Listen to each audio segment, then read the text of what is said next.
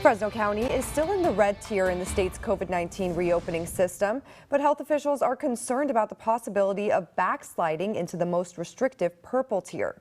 AJ Cotto is live from the health department with what's being done to prevent that from happening. AJ? Well, Shauna, the department is working on several things, including updating guidance for contact tracing, all focused on slowing the spread.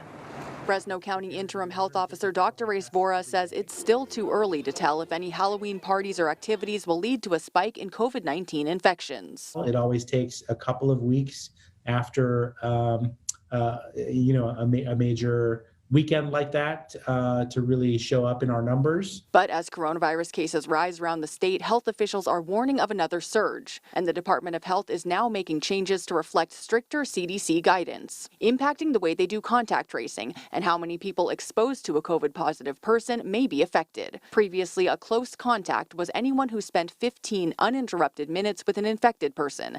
Now, short but repeated encounters, like some may have with coworkers or mingling at social gatherings, will also qualify if they total 15 minutes. If it's divided up and they interact more briefly, like 5 minutes here, 5 minutes there, 5 minutes later. The change means contact tracing will now be done for interactions once considered too brief, followed by a recommended 2-week quarantine. I think the CDC is trying to tell people, you're at risk whether you have one single session or whether you have multiple sessions in the presence and proximity of someone who has coronavirus.